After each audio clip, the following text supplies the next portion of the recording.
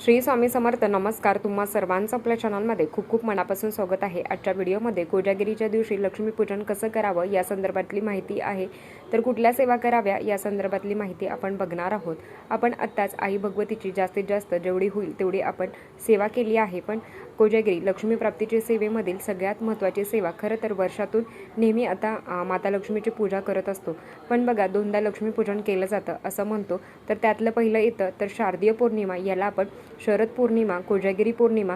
तर तेव्हाच एकदा लक्ष्मीपूजन आणि नंतर दिवाळी असते ना, तर तेव्हा एकदा आपण लक्ष्मीपूजन करत असतो. तर बघा कोजागिरी पौर्णिमा, तर या दिवशी माता लक्ष्मीचा जन्म झालेला आहे असं म्हणतो. जेव्हा समुद्रमंथन झालं होतं त्यातूनच माता लक्ष्मीचा जन्म झालेला आहे. तर जे काही 14 रत्न बाहेर पडले तर तेव्हा माता लक्ष्मीचा जन्म झालेला आहे. म्हणून शारदीय पौर्णिमेला शरद पौर्णिमा म्हणत असतो. तर या दिवशी माता लक्ष्मीचा जन्म झाल्यामुळे तर या दिवशी सेवा अतिशय प्रभावी असते. तर असं म्हटलं गेलं आहे. तर या दिवशी माता लक्ष्मी, इंद्रदेवांचे राजा आहे इंद्रदेव, माता लक्ष्मी, कुबेर हे रात्री 12 वाजता पृथ्वीवर येतात. की कोजागर्ती संस्कृत शब्द आहे. जर याच्यातूनच कोजागिरी असं नाव पडलेलं आहे. कोजागर्ती म्हणजे काय, की कोण जागा आहे, जे जागा आहे तर भगवंताची सेवा करत असतं तर त्यांच्यावरती भरपूर आशीर्वाद देते, जर ती भरपूर कल्याण करते. आणि जे झोपलेलं असतं तर आयुष्यभर दरिद्री आणि अशी असतात.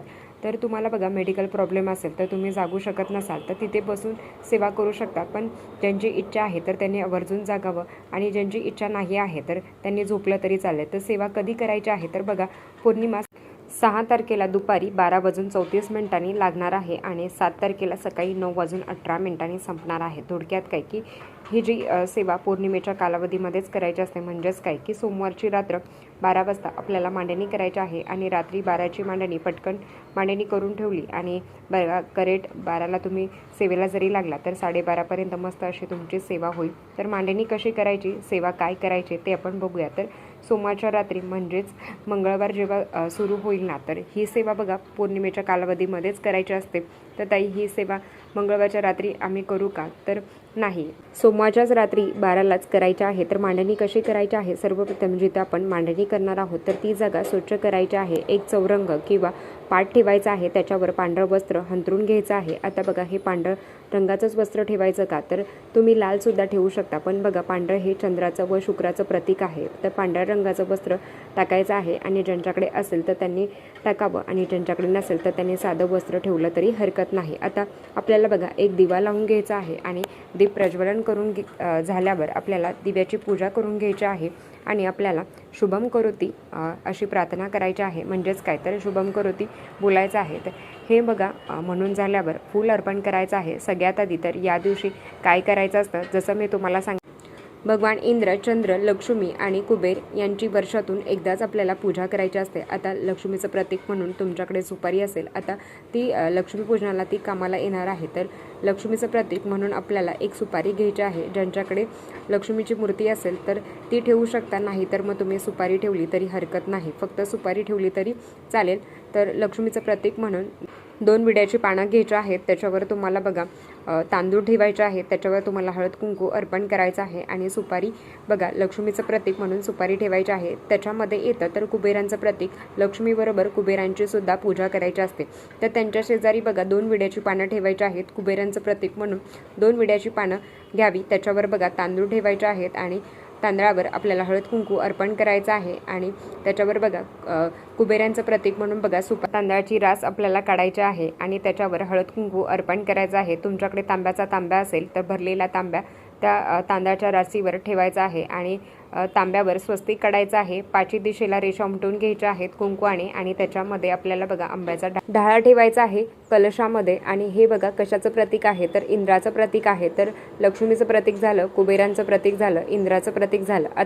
आता चंद्रदेवांचं प्रतीक, चंद्राचं प्रतीक कसं काढायचं, तर चंद्र जसा गोलाकार असतो तर तिथे फक्त बघा तांदळाची रास काढून घ्यायची आहे. तर बघा हे झाल्यावर चंद्राचं प्रतीक हे काढून झाल्यावर सगळ्यांची आपल्याला विधिवत पूजा करायची आहे. तर सगळ्यात आधी माता लक्ष्मीची पूजा करायची आहे. ओम श्री नमः, नाहीतर ओम महालक्ष्मीच्या विद्महे विष्णू पत्नीच्या धीमहि तन्नो लक्ष्मी प्रचोदयात्. माता लक्ष्मीचं जे काही प्रतीक आहे तर हळद कुंकू म्हणजे अक्षता अर्पण करायचं आहे, सुपारी आहे त्याला हळद कुंकू अर्पण करायचं आहे, फूल अर्पण करायचं आहे। तर तुमच्या घरात श्रीयंत्र असेल तर बघा नक्कीच तुम्हाला श्रीयंत्र ठेवायचं आहे, पण कधी तुमच्याकडे असेल तर आवर्जून ठेवायचं आहे। आणि बघा त्याच्यावर तुम्हाला कमळगट्ट्याची माळ ठेवायची आहे। तर आपल्याला बघा श्रीयंत्राची सुद्धा पूजा करायची आहे। तर ओम महालक्ष्मीच्या विद्महे विष्णू पत्नीच्या धीमहि तन्नो लक्ष्मी प्रचोदयात। नंतर कुबेरांची पूजा करायची आहे आणि कुबेर मंत्र तुम्हाला काही कुबेर मंत्र येत असेल तर तो म्हणायचा आहे। तर कुबेर यंत्र असेल तर ते ठेवावं आणि जर नसेल तर बघा फक्त सुपारी ठेवली तरी त्याची पूजा करायची आहे। आणि तुम्हाला कुबेर मंत्र म्हणायचा आहे, ओम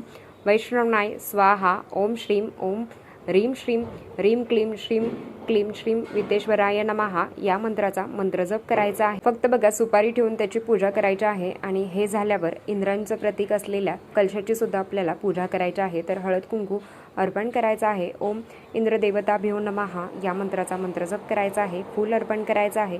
तर हे करून झाल्यावर जे चंद्राचं प्रतीक आहे तर जी रास ठेवलेली आहे तर त्याला हळद कुंकू अर्पण करायचं आहे। आणि बघा ओम चंद्रदेवताभ्यो नमः या मंत्राचा मंत्रजप करायचा। आता हे झाल्यावर फक्त पूजा करून संपूर्ण पूजन करून झाल्यावर आपल्याला दुधाचा नैवेद्य दाखवायचा आहे। खरं तर हे दूध आपल्याला चंद्राच्या प्रकाशाखाली ठेवायचं असतं आणि त्याचा नैवेद्य दाखवायचा असतो। कोजागिरीच्या रात्री हे चंद्राची रात्र आहे आणि जे मनाला आनंद देऊन जाणार असतात। तर अश्विन शुद्ध पौर्णिमा म्हणजेच कोजागिरी पौर्णिमा, तर या दिवसाची रात्र लोक चंद्राचे सानिध्यात जागरण करत असतात आणि देवांना प्रसन्न करून घेत असतात।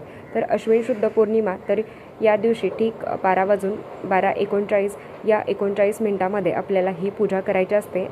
देवाला आपल्याला अमृताचा नैवेद्य दाखवायचा असतो। तर आता हे अमृत काय आहे तर पृथ्वीवरील अमृत हे दूध आहे, म्हणून आपल्याला दुधाचा नैवेद्य दाखवायचा असतो। तर मांडणी अगदी 12च्या आधी जरी करून ठेवली आणि 12 ते 12:30च्या दरम्यान बघा सेवा करायची आहे। फक्त मांडणी करून होत नाही, तर सेवा ही महत्त्वाची आहे। तर बरेच लोक बघा कोजागिरीला नाच वगैरे करत असतात, त्याच्यापेक्षा तुम्ही सेवा केलीत आणि नक्कीच बघा याचा तुम्हाला फायदा होत असतो। तर आपणच आपली संस्कृती, आपणच आपले संस्कार जपणं तेवढंच महत्त्वाचं आहे। तर आपल्याला बघा संपूर्ण 12 ते 12:30मध्ये पूजा करायची असते। त्या दुधाच्या भांड्यात चंद्रकिरण पडलं पाहिजे की जेणेकरून चंद्रदेवता शलाका रूपात अमृताचा प्रसाद देत असतात। तर ही पूजा करून झाल्यावर करेक्ट 12:30 जे काही बघा दूध ठेवलेलं आहे त्याला पण आपल्याला बघा हळद कुंकू फूल अर्पण करून घ्यायचं आहे आणि बघा याची सुद्धा पूजा करायची आहे। तर तुळशीपत्र बघा त्याच्यामध्ये आपल्याला नैवेद्यामध्ये टाकायचं आहे। प्रार्थना म्हणायची आहे, ऋण रोगादी दारिद्र्यम अपमृत्युभय शोक मनस्ताप नाशियंती मम सर्वदा, अशी तुम्हाला प्रार्थना करायची आहे। आता 12 ते 12:30मध्ये काय करायचं आहे तर लक्ष्मी प्राप्तीच्या तुम्हाला बघा सेवा करायच्या आहेत। तर काय आहेत तर सगळ्यात आधी बघा 11 माळी श्री स्वामी समर्थ या मंत्राची करायची आहे। तर 1 माळ लक्ष्मी गायत्री मंत्र, 1 माळ विष्णू गायत्री मंत्र, 1 माळ कुबेर मंत्र आणि बघा 16 वेळा श्री सूक्त पठण करायचं, 1 वेळा व्यंकटस्तोत्रम पठण करायचं आहे आणि गीतेचा 15वा अध्याय, अशा सगळ्या सेवा तुम्हाला करायच्या आहेत। तुम्ही म्हणाल की खूप सेवा सांगितल्या, तर नाही, काही नाही आहे, पण हा दिवस महत्त्वाचा आहे। कारण या दिवशी नेमकं काय होतं ना की हे अतिशय महत्त्वाची सेवा आहे लक्ष्मी प्राप्तीची, ज्याला लक्ष्मीपूजन असं सुद्धा म्हणतो। लक्ष्मी म्हणजे काय तर शोभालक्ष्मी अनेक प्रकारची असते, तर त्याच्यामध्ये वित्तलक्ष्मी, भावलक्ष्मी, गुणलक्ष्मी अशा सगळ्याच प्रकारच्या लक्ष्मी या दिवशी जागृत असतात। आळशी प्रमादी माणूस, झोपाळू माणूस प्रत्यक्षात समोर आलेला लक्ष्मीला ओळखू शकत नाही। देवी महालक्ष्मी परम दयाळू आहे, कृपाळू आहे, ती हित करणारी आहे, पण देवीची मोठी बहीण सतत भांडण निर्माण करत असते। आला बरं का, तर हीच अक्काबाई पौर्णिमेच्या दिवशी सगळ्यांच्या घरावरून फिरत असते। कोण झोपलेला आहे, कोण जागरण करत आहे, तर ही ती पाहत असते आणि झोपलेल्या आळशी लोकांवरती रागवत असते आणि त्यांच्यावर वाईट दिवस आणते। पण बघा या उलट जे कोणी जागरण करत असतात तर त्यांच्या आयुष्यामध्ये सुख, समाधान, संपत्ती, ऐश्वर्य आणते। आणि या पौर्णिमेच्या रात्री देवांचा राजा हा पृथ्वीवर फिरत असतो आणि जो कोणी पूजापाठ करत असतो, जो कोणी सेवा करत असतो, तो वारंवार म्हणत असतो की, म्हणून तर बघा विचारतात की को जागरती या शब्दावरून कोजागिरी असं नाव पडलेलं आहे। म्हणून या दिवशी आपल्याला जास्तीत जास्त सेवा करायची आहे। तुम्ही म्हणाल की ताई आम्हाला बघा मासिक धर्म आहे, ज्यांना मासिक धर्म आहे तर त्यांनी घरातल्या कोणाकडून तरी तुम्ही सेवा करून घ्या, पण बघा सेवा चुकवू नका। सुतक असेल तर तुम्हाला सेवा करता येणार नाही, तर देवीचा मंत्र जप करू शकता, जागरण करू शकता। तर ताई आम्ही जागायचं का, तर बाकी बघा ज्यांची लहान मुलं आहेत ना तर त्यांनी काही जागायची गरज नाही, तर त्या माणसांनी जागण्याचा प्रयत्न करा. नसेल शक्य तर आपण स्त्रियाच बिचाऱ्या बघा आपणच सेवा करत असतो, तर ही सेवा करत असताना दरवाजा उघडायचा का, तर तुम्ही जर बघा फ्लॅट सिस्टीममध्ये तर सेफ्टी डोअर खुला ठेवू शकता. तर एखादा बंगला जरी असेल तर बघा दरवाजा उघडा नाही ठेवला तरी चालेल, कारण बघा दरवाजा बंद करून बघा सेवा करा तरी चालेल. तर तुमची सेफ्टी खूप महत्त्वाची आहे. आजकाल कोणावरही विश्वास ठेवू शकत नाही, तर ही पूजा उचलायची कधी, तर हे तुम्हाला बघा दुसऱ्या दिवशी मंगळवारी उचलायचं आहे. तर या ज्या 2 सुपाऱ्या आहेत ना तर या लक्ष्मीपूजनाला वापरायच्या आहेत. आणि याच्याशिवाय बघा लक्ष्मीपूजन अपुरं आहे, तर आपल्याला पौर्णिमेचं लक्ष्मीपूजन करायचं असतं आणि त्याच्यानंतर लक्ष्मीपूजन येतं ना तर तेव्हा करायचं असतं. तर याला बघा तेवढाच मान आहे. सुपारी जागेवर ठेवून द्यायची आहे आणि कलशातलं पाणी हे तुळशीला सोडून कुठल्याही झाडाला तुम्हाला अर्पण करायचं आहे. आणि फुलं आणि ढाळा आहेत हे तुम्हाला निर्मल्यात अर्पण करायचं आहे. आणि जे काही बघा तांदूळ आहेत तर हे तुम्ही तुमच्या धान्यात टाकू शकता. तर या पद्धतीने तुम्हाला बघा हा दिवस खूप महत्त्वाचा आहे आणि या दिवशी सेवा मात्र चुकवू नका. तर चला आजच्यासाठी इतकंच. आजचा व्हिडिओ इथेच थांबवते. आवडला असेल तर लाईक शेअर सबस्क्राईब करत भेटूया अशाच नवीन व्हिडिओसोबत. तोपर्यंत धन्यवाद. श्री स्वामी समर्थ.